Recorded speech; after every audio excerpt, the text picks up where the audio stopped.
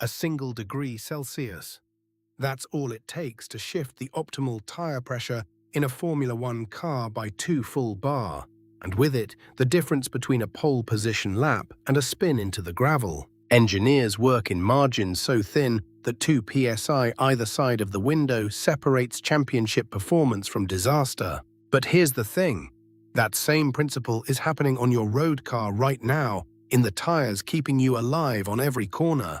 So what's really happening inside that rubber when the temperature shifts? And why does F1 treat tire pressure like a state secret? In Formula One, tire pressure isn't just a number on a gauge.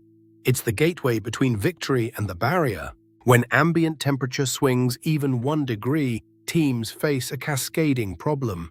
The tire expands or contracts, changing its operating window by 2 bar or more. Miss that window by just 2 psi, and suddenly the tire either won't heat up enough to grip, or it overheats catastrophically, blistering and losing pressure mid-stint. The driver feels it immediately. The car either understeers wide or snaps loose on corner exit, and by then there's no recovery. But here's what separates a championship-winning team from the midfield.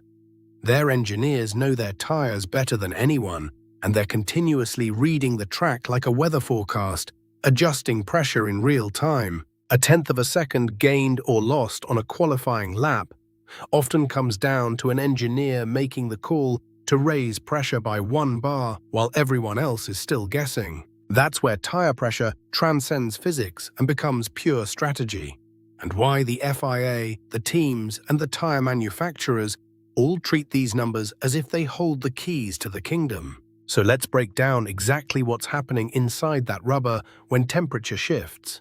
Because it's not magic, it's physics, and it's relentless. Imagine the air inside your tire as billions of molecules bouncing around at high speed, each one carrying kinetic energy that depends entirely on how hot they are. When track temperature rises just 1 degree Celsius, those molecules move faster, hit the tire walls harder, and exert more pressure outward.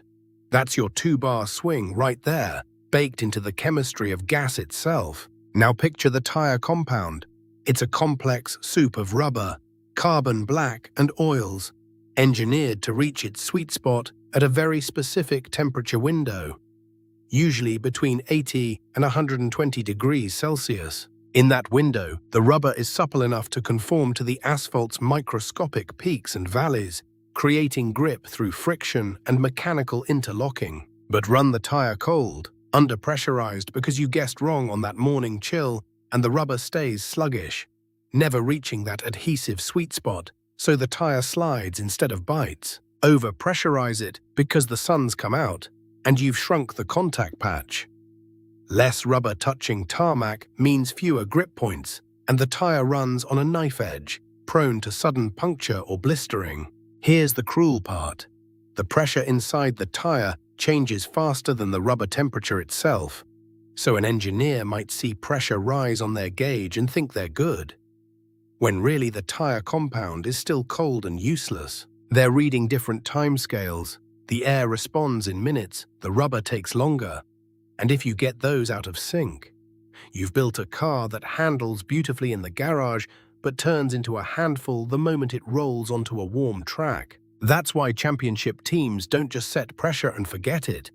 They're watching tire temperatures, track temperature, ambient humidity, even tire age, because every variable feeds into that razor-thin operating window where a tenth of a second lives or dies. In 2016, during the Monaco Grand Prix, Nico Rosberg's Mercedes hit a pressure window so precise that his team gained almost 0.4 of a second per lap over Lewis Hamilton. Not through superior machinery, but through tire management in a principality where ambient temperature swings between shade and sun, hairpin by hairpin.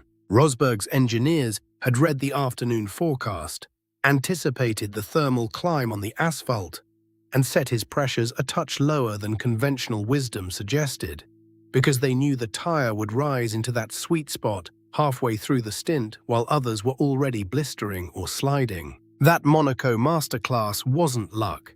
It was the payoff of understanding that tire pressure is a countdown timer ticking toward grip, and that miscalculation by even half a bar can cost you pole or a win in a track where overtaking is nearly impossible. Fast forward to 2018. Sebastian Vettel's Ferrari faced a championship-deciding moment in Singapore, where night race darkness meant lower ambient temperatures than any other Grand Prix.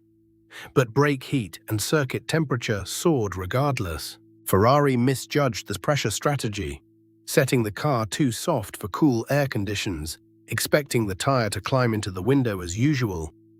But the combination of track grip and brake temperatures meant the tires overheated faster than pressure alone could compensate. The result was a car that felt unpredictable, blistering in the later laps, and it cost Vettel points that season in a championship eventually decided by a handful of points. These weren't freak incidents. They were the inevitable outcome of misreading the invisible weather system living inside those four pieces of rubber. Now, imagine you're a tire engineer with exactly 1 hour before qualifying, and the ambient temperature has just dropped 3 degrees from the morning session. Your baseline pressure window, the narrow band where grip peaks and wear stays predictable, has shifted, but you can't physically change the tires. You can only adjust cold pressures before they roll onto the grid. Set them half a bar too high, and your driver feels a skateboard under braking. Too low, and you've invited blistering into the final lap when it matters most. That's the knife edge engineers live on. One miscalculation in anticipating how ambient temperature will cascade through tire pressure and thermal behavior, and the championship deciding lap never happens the way you planned. So here's what you need to carry away from this. Tire pressure isn't set and forgotten. It's a living variable that shifts with every degree of ambient temperature. And that shift rewires your grip map and wear profile in real time. Second, that 2-bar window we talked about? It's not a suggestion. It's the difference between a podium and a pit lane retirement, and engineers spend entire sessions hunting for it. And third, the driver on track can't tell you what's wrong until it's too late. By then, the pressure window has moved again, and all that data gets archived for next time. Drop a comment below. Which aspect of tire technology should we dig into next? Degradation modeling, compound selection strategies, or wet weather pressure dynamics? And if this invisible battle fascinates you, please subscribe so you don't miss the engineering stories the broadcast